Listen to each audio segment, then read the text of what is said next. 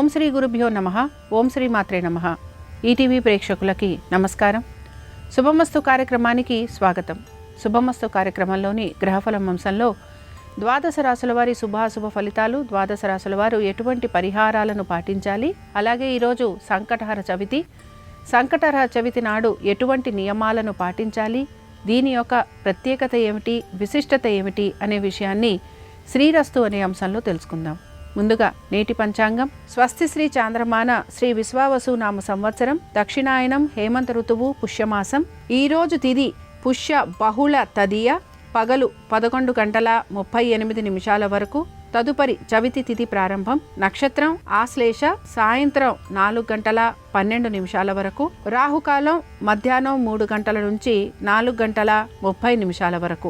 ఇక ఈనాటి గ్రహస్థితి ఏ విధంగా ఉందో పరిశీలిద్దాం. గురువు వక్రగతిలో మిథునంలో సంచారము, కేతువు సింహంలోను, రవి, కుజ, బుధ, శుక్ర ధనురాశిలోను, రాహువు కుంభంలోను, శని మీనరాశిలోను సంచరిస్తున్నారు. ఈ గ్రహస్థితి ఆధారంగా ద్వాదశ రాశుల వారి ఫలితాలు ఏ విధంగా ఉన్నాయో పరిశీలిద్దాం. ముందుగా మేషరాశి.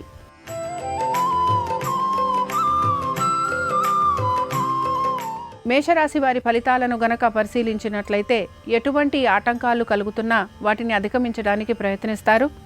బంధువర్గీయులతోటి కలుగుతున్న విభేదాలు ఏవైతే ఉన్నాయో వాటిని కూర్చొని మాట్లాడుకోవడానికి మీ వంతుగా మీరు ప్రయత్నం చేసే అవకాశాలు గోచరిస్తున్నాయి.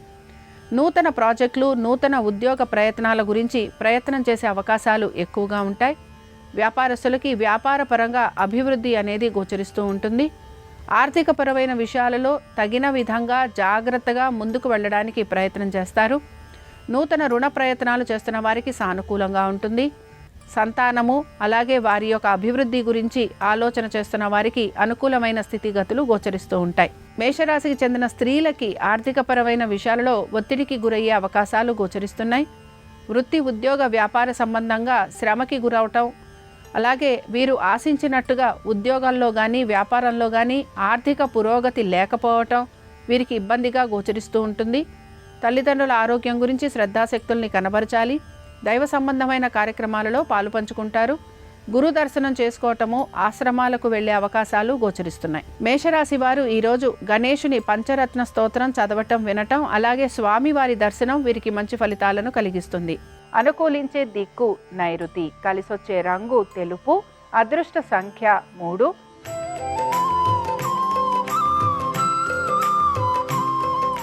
వృషభ రాశి వారి ఫలితాలను కనుక పరిశీలించినట్లయితే ఆర్థిక పురోగతి సూచిస్తోంది. అయితే మీరు పొదుపు పాటించడానికి ఎక్కువగా ప్రయత్నం అనేది చేస్తూ ఉంటారు. మీరు నూతన వస్తు వాహనాలు సమకూర్చుకోవడానికి కూడా ప్రయత్నం అనేది చేస్తూ ఉంటారు. విందు వినోదాలకి వెళ్లేందుకు అవకాశం అనేది గోచరిస్తోంది. ఈరోజు ప్రత్యేకించి వృత్తి, ఉద్యోగ, వ్యాపార సంబంధంగా ఎటువంటి మార్పులు అనేవి గోచరించటం లేదు. ఉద్యోగస్తులు సెలవులు లాంటివి తీసుకునే ప్రయత్నం కూడా చేస్తూ ఉంటారు. విహారయాత్రలకు వెళ్ళటం కానీ లేదా బంధువులు, స్నేహితులతోటి సమయం గడిపేందుకు ఎక్కువగా ప్రయత్నం చేసే అవకాశాలు గోచరిస్తున్నాయి. ఇక వృషభ రాశికి చెందిన స్త్రీలకి కూడా అనారోగ్య సంబంధంగా ఇబ్బందులు అధికంగా ఉంటాయి. అయితే మీ యొక్క పాత మిత్రుల్ని కలిసే అవకాశాలు గోచరిస్తున్నాయి. బంధువర్గీయులతోటి ఎక్కువగా సమయాన్ని గడుపుతూ ఉంటారు.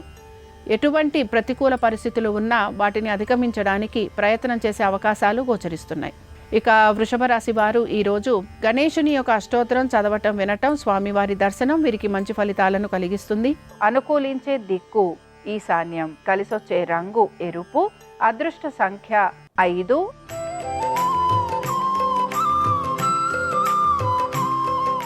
మిథున రాశి వారి ఫలితాలను కనుక పరిశీలించినట్లయితే కుటుంబ పరంగా వీరికి అనుకూలమైన స్థితిగతులు గోచరిస్తున్నాయి. తల్లిదండ్రుల ఆరోగ్యపరంగా మీరు తీసుకుంటున్న జాగ్రత్తలు సత్ఫలితాలను ఇస్తాయి.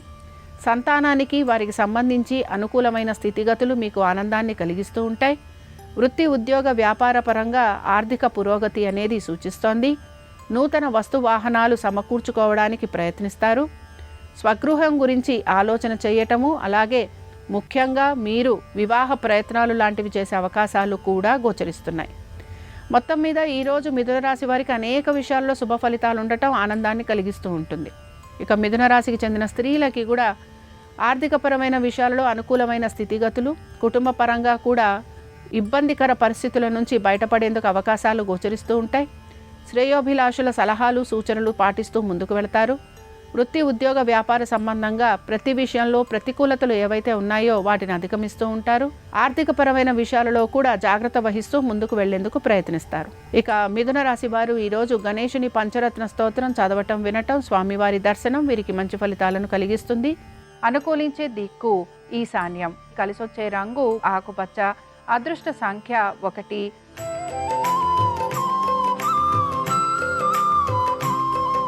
కర్కాటక రాశి వారి ఫలితాలను గనక పరిశీలించినట్లయితే ఖర్చులు అయితే అధికంగా కనపడుతూ ఉంటాయి.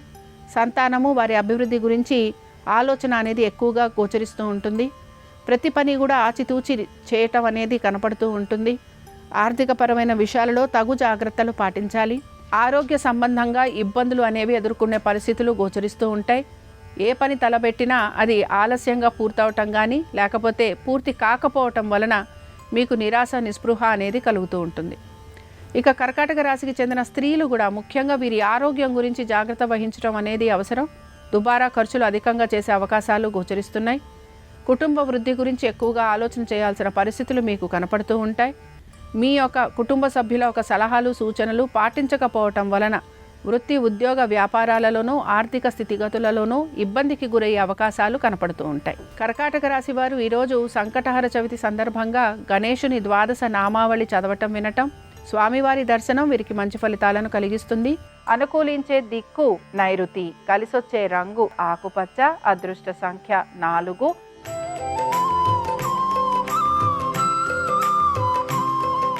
సింహరాశి వారి ఫలితాలను గనక పరిశీలించినట్లయితే ఆర్థిక పురోగతి అనేది సూచిస్తోంది. వృత్తి ఉద్యోగ వ్యాపార పరంగా అనుకూలమైన స్థితిగతులు గోచరిస్తున్నాయి. హఠాత్తుగా మంచి మార్పులు కనిపిస్తూ ఉంటాయి గనక ఆనందం వ్యక్తపరుస్తూ ఉంటారు. మనసుని ప్రశాంతంగా ఉంచుకుంటారు. దైవ సంబంధమైన కార్యక్రమాలలో పాలు పంచుకుంటారు. సంతానానికి సంబంధించి అనేక విషయాల్లో శుభ ఫలితాలు అనేవి గోచరిస్తున్నాయి. ఎటువంటి ఆటంకాలు ఉన్నా, ఎటువంటి ఇబ్బందులు ఉన్నా వాటిని అధిగమించే ప్రయత్నం కూడా మీరు చేస్తూ ఉంటారు. ఇక సింహరాశికి చెందిన స్త్రీలకి కూడా వృత్తి ఉద్యోగ వ్యాపార పరంగా ఆర్థిక పురోగతి, సమాజంలో గౌరవ మర్యాదలు పెరగటము, మీరు చేసే ప్రతి పనిలోనూ మీకు విజయావకాశాలు, మిమ్మల్ని నలుగురు గుర్తించటము, మెచ్చుకోవటము, ఇలాగా అనేక అంశాలలో మీరు ఆశించిన దానికంటే కూడా మీకు మంచి మార్పులు అనేవి కనపడుతూ ఉంటాయి.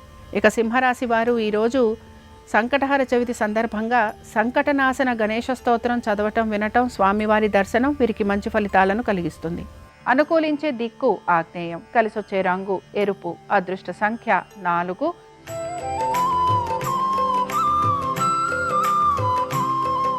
కన్యారాశి వారి ఫలితాలను గనక పరిశీలించినట్లయితే కన్యారాశి వారికి మాత్రం వీరి యొక్క ఆరోగ్యము, వృత్తి ఉద్యోగ వ్యాపారాలు వీటిపైనే అధిక శ్రద్ధాశక్తులు వీరు కనబరుస్తూ ఉంటారు. ఆర్థికపరమైన విషయాలలో వీరికి అనుకూలత అనేది గోచరిస్తోంది. ఆగిపోయిన పనులు పూర్తయ్యే అవకాశాలు గోచరిస్తున్నాయి. ఆశించినట్టుగా ఆర్థిక పురోగతి వీరికి ఆనందాన్ని కలిగిస్తుంది. పాత బకాయిలు, రుణాలు తీర్చడానికి ప్రయత్నిస్తారు. స్థిరాస్తులు కానీ, నగదు కానీ ఏవైతే వీరు తనఖా పెట్టారో వాటిని విడిపించుకునే ప్రయత్నం కూడా చేస్తూ ఉంటారు. నూతన వస్తువాహనాలు అమర్చుకునేందుకు కూడా వీరు ప్రయత్నం అనేది చేస్తూ ఉంటారు. ఇక కన్యారాశికి చెందిన స్త్రీలకి కూడా అనేక విషయాలలో శుభ ఫలితాలు అనేవి గోచరిస్తున్నాయి. కన్యారాశి వారు ఈరోజు సంకటహర చతుర్థి సందర్భంగా గణేశుని యొక్క కవచం చదవటం, వినటం, స్వామివారి దర్శనం వీరికి మంచి ఫలితాలను కలిగిస్తుంది. అనుకూలించే దిక్కు ఈశాన్యం. కలిసొచ్చే రంగు ఆకుపచ్చ. అదృష్ట సంఖ్య 1.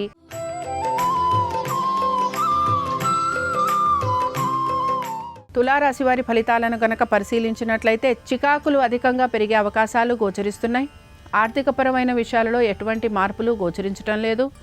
సంతానానికి సంబంధించి చక్కటి అభివృద్ధి అనేది గోచరిస్తోంది. అయితే ఎక్కువగా శ్రమకి గురయ్యే అవకాశాలు గోచరిస్తున్నాయి. శ్రమకి తగినట్టుగా ఫలితం లభించట్లేదనే మాట మీరు ఎక్కువగా అంటూ ఉంటారు.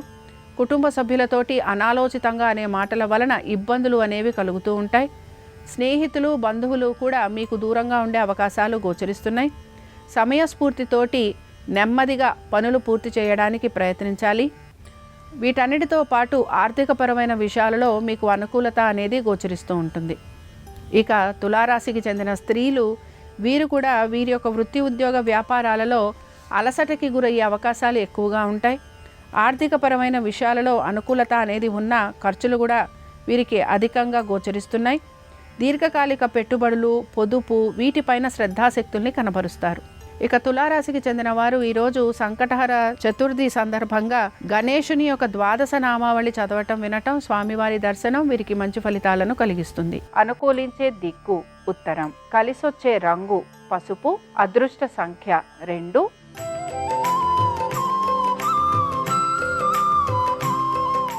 వృశ్చిక రాశి వారి ఫలితాలను గనక పరిశీలించినట్లయితే వృశ్చిక రాశి వారు కూడా వీరికి ఉద్యోగపరంగా సానుకూలమైన పరిస్థితులు అనేవి గోచరిస్తూ ఉంటాయి. అయితే ఆర్థికంగా అనుకూలత అనేది కూడా వీరికి ఆనందాన్ని కలిగిస్తూ ఉంటుంది. స్థిరాస్తులు గనక అమ్మితే వాటికి సంబంధించి ఆర్థికంగా ప్రయోజనకరంగా ఉండే అవకాశాలు గోచరిస్తున్నాయి. ప్రతి పనిలోనూ కూడా వీరికి అనేక విషయాల్లో శుభ ఫలితాలు అనేవి కనపడుతూ ఉంటాయి. రుణ ప్రయత్నాలు ఏవైతే చేస్తున్నారో వాటిల్లో కూడా అనుకూలమైన పరిస్థితులు అనేవి కనపడుతూ ఉంటాయి. కొత్త ఆలోచనలు ఏవైతే ఉన్నాయో వాటికి తగిన విధంగా మీరు నడుచుకుంటూ ఉంటారు. ఆస్తి తగువులు ఏవైతే ఉన్నాయో వాటిని పరిష్కరించుకుంటారు. సంతానము, వారి అభివృద్ధి గురించి ఎక్కువగా ఆలోచన చేసే అవకాశాలు గోచరిస్తున్నాయి. వృశ్చిక రాశికి చెందిన స్త్రీలు వీరికి కూడా ముఖ్యంగా వీరి కీర్తి ప్రతిష్టలు పెరిగే అవకాశాలు కనపడుతున్నాయి.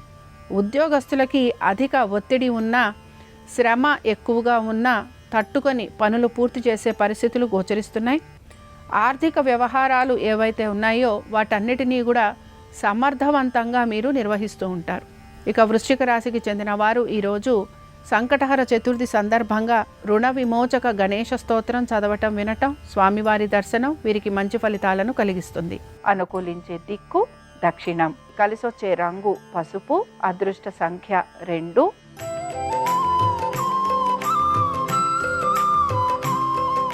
ధనురాశి వారి ఫలితాలను గనక పరిశీలించినట్లయితే ధనురాశి వారికి కూడా ఆర్థికపరమైన విషయాలలో అనుకూలమైన స్థితిగతులు గోచరిస్తున్నాయి. అదృష్టం వరిస్తుంది. మీ యొక్క కీర్తి ప్రతిష్టలు పెరుగుతాయి. వృత్తిపరంగా, వ్యాపారపరంగా మీకు ఆశించిన దానికంటే కూడా మెరుగైన ఫలితాలు కనిపిస్తూ ఉంటాయి.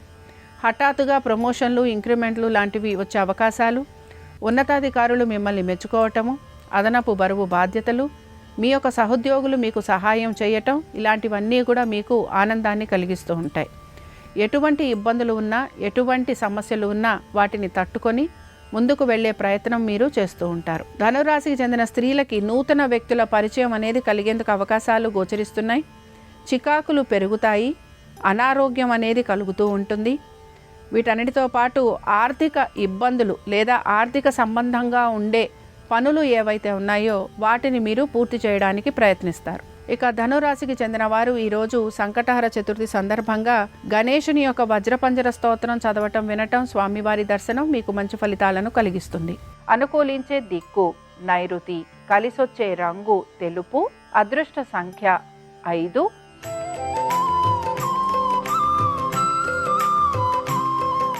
మకర రాశి వారి ఫలితాలను గనక పరిశీలించినట్లయితే మకర రాశి వారికి మాత్రం జాగ్రత్త అనేది అవసరం. వీరి కృషికి తగిన గుర్తింపు లభించే అవకాశాలు తక్కువగా ఉన్నాయి. బంధువులతోటి, స్నేహితులతోటి, సోదర సోదరీమణులతోటి ప్రతి విషయంలోనూ కూడా వాదోపవాదాలు ఉండే అవకాశాలు గోచరిస్తున్నాయి. మీ స్థలాలు అలాగే మీ ఇళ్ళు వీటిని అమ్మే పరిస్థితులు మీకు కనబడుతూ ఉంటాయి. ప్రతి వారికి జవాబు చెప్పుకోవాల్సిన పరిస్థితులు మీకు గోచరిస్తూ ఉంటాయి. ఆశించిన దానికంటే కూడా తక్కువ ధరకి మీ స్థిరాస్తుల్ని అమ్మాల్సిన పరిస్థితులు మీకు కనపడుతూ ఉంటాయి.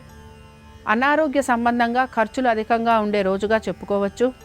ఇక వీటన్నిటితో పాటు మీరు మీ యొక్క ఉద్యోగము, వ్యాపారము, ఇతర వృత్తులలో ఉన్నవారు కూడా జాగ్రత్త వహించాల్సిన పరిస్థితులు మీకు కనపడుతూ ఉంటాయి. ఇక మకర రాశికి చెందిన స్త్రీలకి హఠాత్తుగా ఉద్యోగాలు లాంటివి కోల్పోయే అవకాశాలు గోచరిస్తున్నాయి. వ్యాపార పరంగా పెట్టిన పెట్టుబడులలో నష్టం కలిగే అవకాశాలు ఎక్కువగా ఉంటాయి. ఇక మీ యొక్క స్నేహితుల వలన ధన నష్టం కలిగే అవకాశాలు గోచరిస్తున్నాయి. నమ్మిన వారి వలన మోసపోవటం అనేది కనపడుతూ ఉంటుంది. ఇక మకర రాశికి చెందిన వారు ఈరోజు సంకటహర చతుర్థి సందర్భంగా సంకటనాశన గణేశ స్తోత్రం చదవటం, వినటం, స్వామివారి దర్శనం వీరికి మంచి ఫలితాలను కలిగిస్తుంది. అనుకూలించే దిక్కు దక్షిణం, కలిసొచ్చే రంగు తెలుపు, అదృష్ట సంఖ్య 4.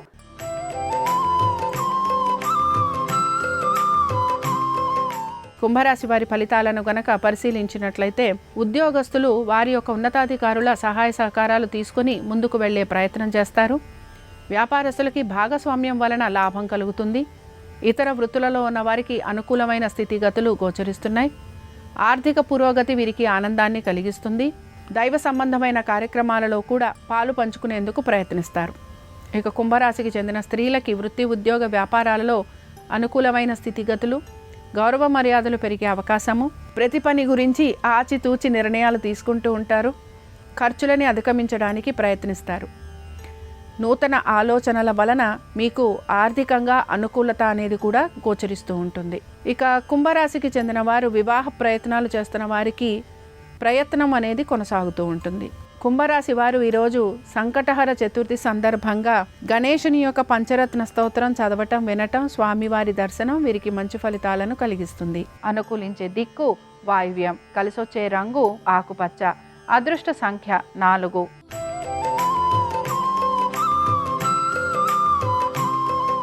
మీనరాశి వారి ఫలితాలను గనక పరిశీలించినట్లయితే మీనరాశి వారికి కూడా వృత్తి, ఉద్యోగ, వ్యాపార పరంగా మార్పుల గురించి వీరు ప్రయత్నం అయితే చేస్తూ ఉంటారు. అలాగే ఈ మార్పులు ముఖ్యంగా ఉద్యోగస్తులకి అనుకూలంగా ఉండే అవకాశాలు గోచరిస్తున్నాయి.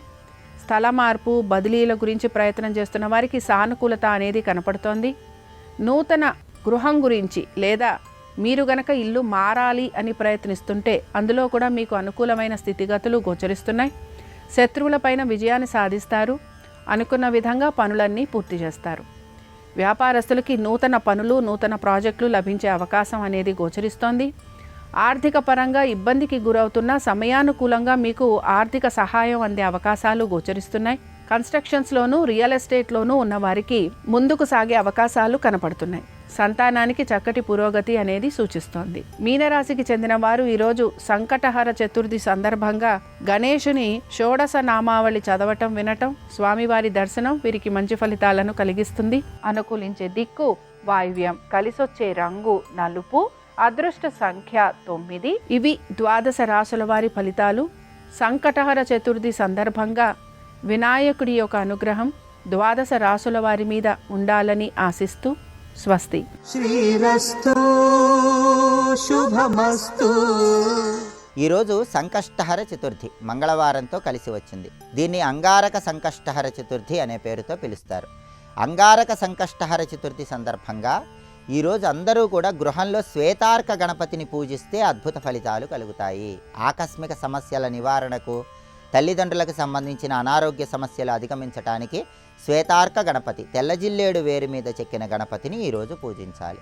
పూజా మందిరంలో శ్వేతార్క గణపతికి గంధం బొట్లు, కుంకుమ బొట్లు అలంకరణ చేసి శ్వేతార్క గణపతి విగ్రహానికి 21 జిల్లేడు పుష్పాలతో ఒక మాలికను తయారు చేసి ఆ పుష్ప మాలిక శ్వేతార్క గణపతి విగ్రహానికి అలంకరించాలి. ఆ తర్వాత జిల్లేడు పుష్పాలతో శ్వేతార్క గణపతిని పూజిస్తూ శ్వేతార్క మూల నివాసాయ గణనాథాయ నమోస్తుతే అని 21 సార్లు పఠించి ఉండ్రాళ్ళు నైవేద్యంగా సమర్పించాలి.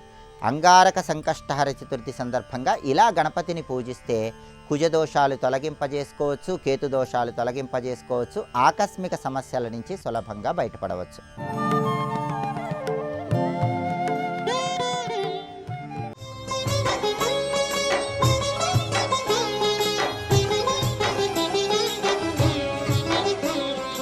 ఈ ధర్మచక్రం తిరగడం చేత ఈశ్వరుణ్ణి చేరడానికి మార్గమును ఏర్పరిచినవాడు కాబట్టి గోవిందా.